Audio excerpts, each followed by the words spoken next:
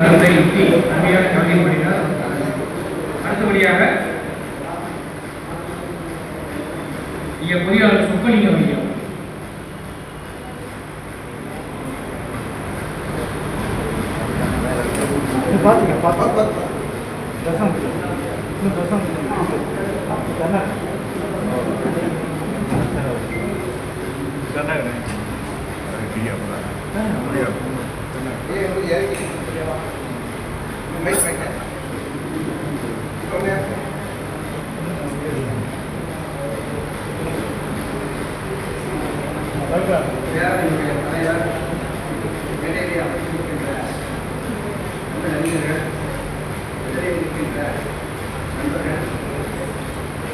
பக்கத்துல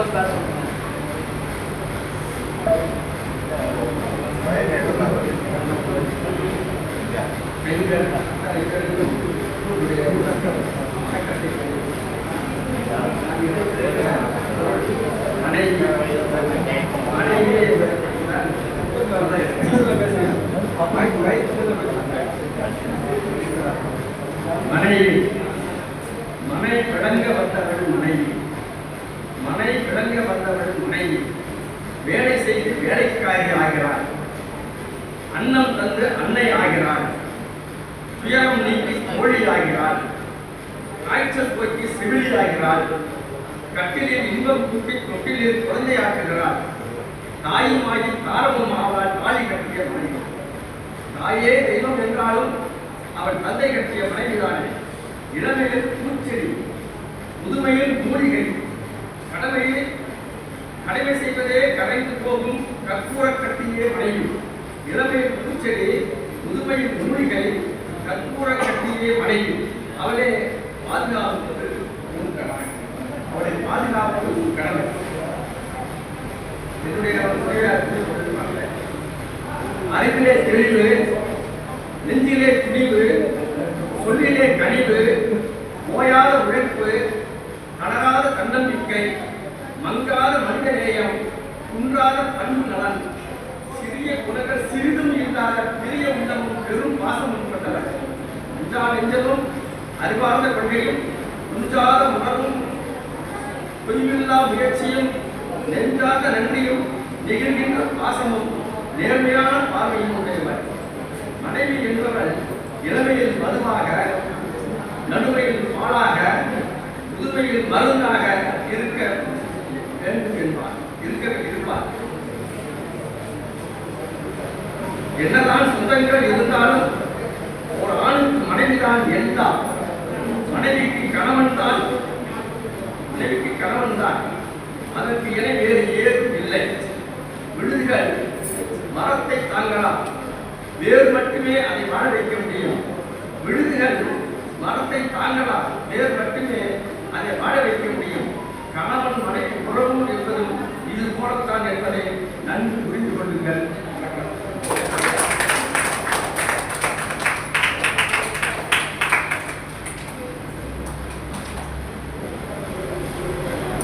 ஐயா அவர்களுடைய அனுபவத்தை சொல்லியிருக்காரு.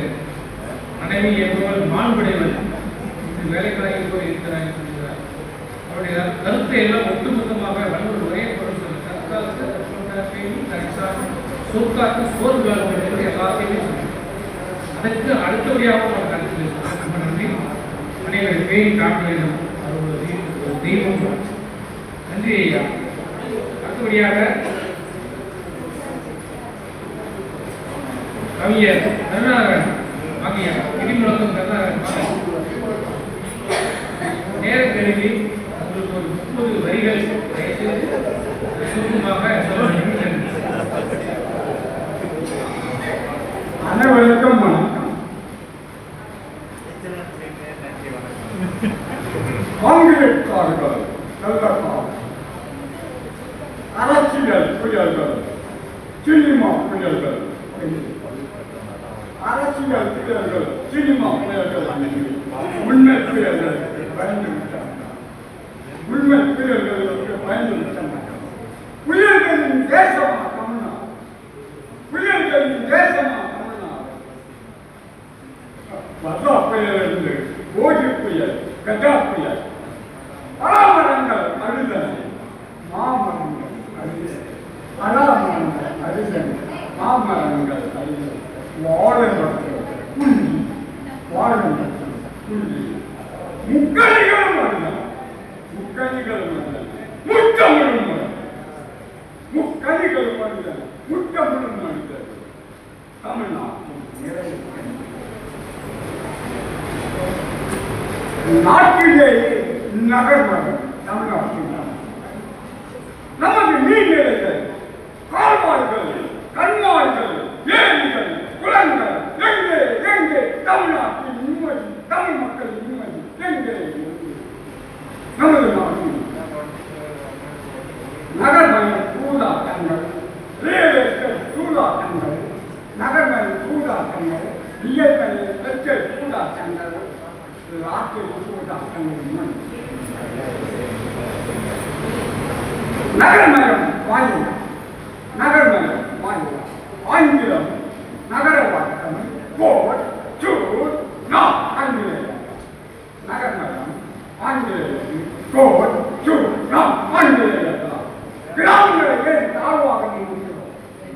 கிராமங்களை ஏன் தாழ்வாக நினைக்கிறோம்? ஒட்டகம் போட்டுவது அரேபியா விற்பனையா, ஒட்டகம் போட்டுவதும் அரேபியா விற்பனையா.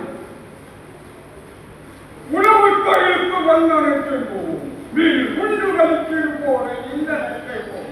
உணவு தொழில் தொழில்களுக்கெல்லாம் அச்சாமி அல்லவா? உணவு தொழில் தொழில்களுக்கெல்லாம் அச்சாமி அல்லவா? உணவர்களை நாம் கொண்டு பின் செல்வார்கள் அல்லவா? உணவர்களுக்கு பின் நாம் கொண்டு பின் செல்வார்கள் அல்லவா? தொடர்ந்து கரிமலா அதிகமாக வெளியே காலநிலை மாற்றம் செய்யும் இருக்கிறது, செய்யாமல் இருக்கிறது, செய்யும் இருக்கிறது, செய்யாமல் இருக்கிறது. தாமிரபரணி, வைகை, தென்னை, பாலாறு போலவே இருக்கிறது.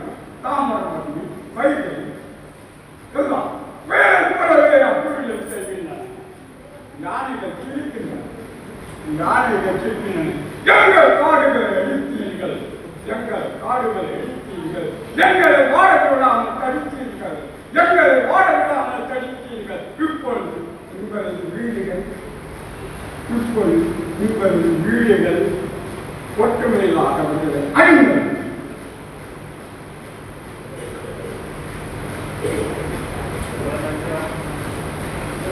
தமிழ்நாட்டின் காடுகள் 13%, தமிழ்நாட்டின் காடுகள் 33%, நம் காடுகள் 33%, தமிழ்நாட்டில் 13%. காடுகளுக்கு இடஒதுக்கீடு சார்ஜ், காடுகளுக்கு இடஒதுக்கீடு சார்ஜை அவங்களுடைய காடுகளை ஒழிக்க. நன்றி.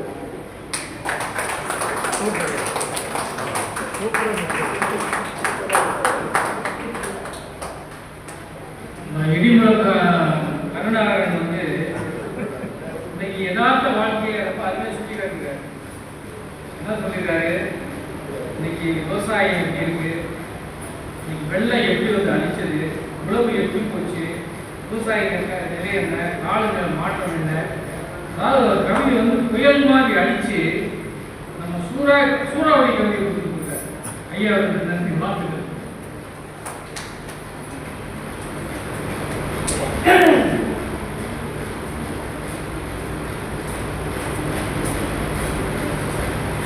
கவியரங்கத்தில் தலைமையேற்று எனக்கு இத்தனை பேரும் சேர்ந்து அருமையான கவிதைகளை பதிவு செய்து மிக்க நன்றி. உங்களுக்கு எல்லாம் வாழ்த்துக்களை தெரிவித்துக் கொள்கிறேன். அடுத்த மாதம் வரும்போதும் நல்ல கவிதைகளை மக்கள் கேட்குமாறு நல்ல கவிதைகளை பதிவு செய்து எங்களுக்கு வழங்குமாறு கேட்டுக்கொள்கிறோம். இதனுடன் கவியரங்கம் முடிகிறது.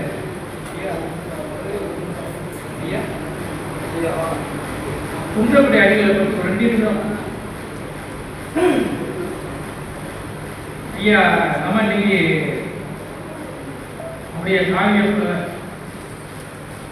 வெற்றிவேலர் அவர்கள் நான் ஏதோ குன்றக்குடி அடிகளாக இருந்தால் ஏதோ ஒரு சாமியார் சாமியாசம் போட்டுக்கொண்டு ஏதோ சில கருத்துக்களை சொல்லியிருக்கிறார், மக்கள் மத்தியிலே சில மட்டிமன்றங்கள் பேசியிருக்கிறார் என்றுதான் நான் பார்த்தேன்.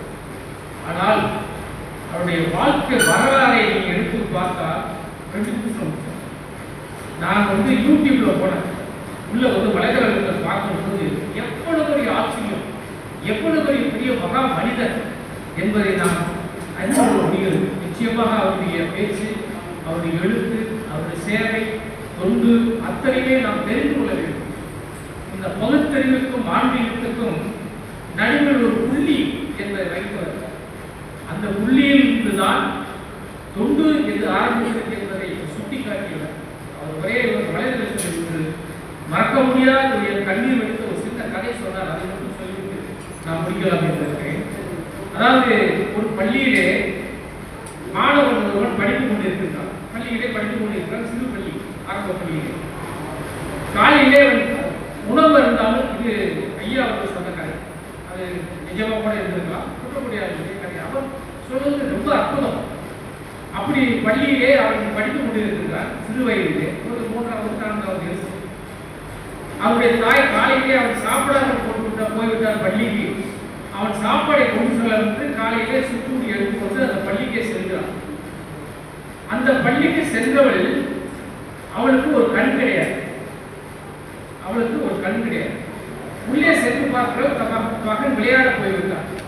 இன்னொரு மாணவன் நண்பன் ஓடி போய் அவன் அழைத்து வந்து, உங்க அம்மா வந்திருக்கிறாள் வா என்று அழைக்கிறான். மணி என்று அவன் பெயர். ஓடி வந்து பார்க்கிறான். எல்லோ மாணவர்களும் சிரிக்கிறார்கள். ஒற்றைக்கண் தாய் வந்து விட்டார், ஒற்றைக்கண் பேய் வந்து விட்டது.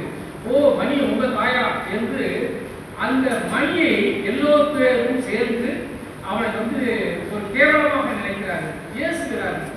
அதை பார்த்து சின்ன பையன், அதை பார்த்து அவன் மனம் புழுங்குகிறது, அழுகிறது. தாயை பார்த்து சொல்லுகிறார், ஏன் இங்க வந்தாய், உன்னை யார் வர சொன்னது, போமா வீட்டுக்கு அப்படி சாப்பாடு கூட பார்க்காம திருக்கிறார். அந்த தாய் அழுகுமுறை வீட்டுக்கு சென்று விடுகிறார். சென்ற பின்னால் தாய் மீது மிகவும் அவன் கோபம், தாய் மீது ரொம்ப கோபம். அவன் படிக்கிறான், மேல் படிப்பு படிக்கிறான், வேலைக்கு போகிறான், ஒரு வெளிநாட்டுக்கே போய்விடுகிறான். குடும்பத்தோடு வெளிநாட்டு இருக்கிறான். நல்ல வேலை வாய்ப்புகள்லாம் பெற்று நல்ல பெரிய ஆளாக இருக்கிறான், நல்ல பொருளாதாரத்தில் வசதியாக இருக்கிறான். அந்த ஊர் படித்தான் என்ற பள்ளி.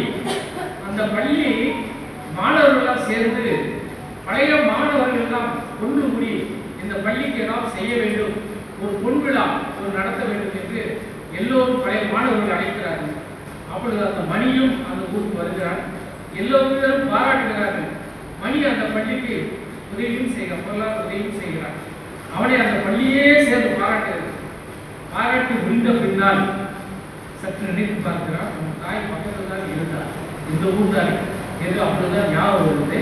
அவன் சென்று தாயை பார்க்க போகிறான். இரவு நேரம், ஒளி இல்லை, விளக்கு இல்லை, சின்ன சிறுமி விளக்கு. அந்த தாய் படுத்து தன்னுடைய வாழ்க்கையெல்லாம் போராடி கொண்டிருக்கிறார். உயிர் போய் கொண்டிருக்கிறது, போராடி கொண்டிருக்கிறார். ஒரு சிறு கடிதம் மட்டும் அங்கே எழுதி வைத்திருக்கிறார். அந்த கடிதத்தை எப்படியாவது மகனுக்கு சேர்க்க வேண்டும் என்று எழுதி வைக்கிறார். அவன் கதவை தட்டி வீட்டில் வந்து அம்மா என்கிறார்.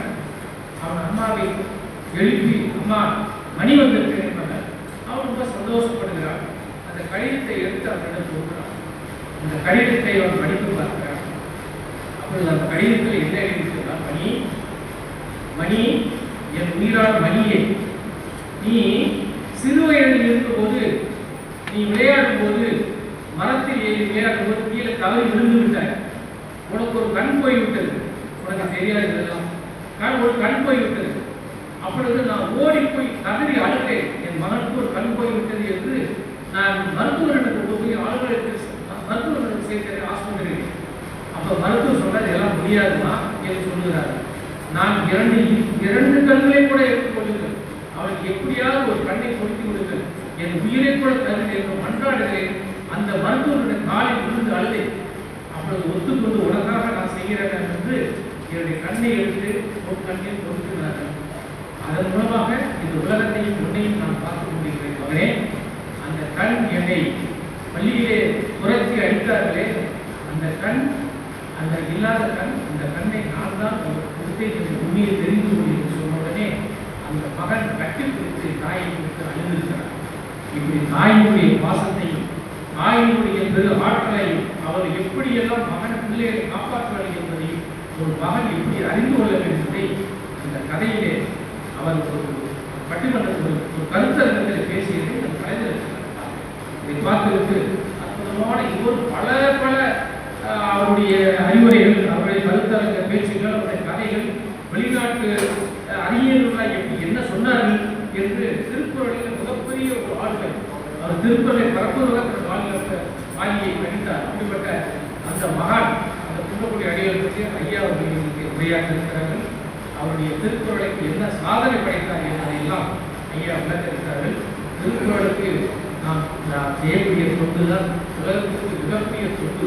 அது வரக்கூடிய சமுதாயத்திற்கு மிகப்பெரிய தொண்டாக அமையும் என்று கூறி ஐயா அவர்களுக்கு இப்பொழுது பேசுகிறார்.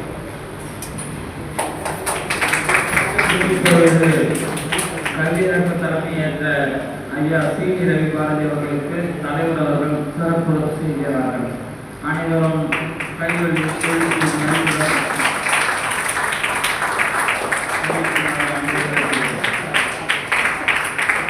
இப்பொழுது தலைமை உரையாற்ற ஐயா அவர்களை தலைவர் ஐயா அவர்களை உங்கள் அனைவரின் சார்பாக வரவேற்கிறோம்.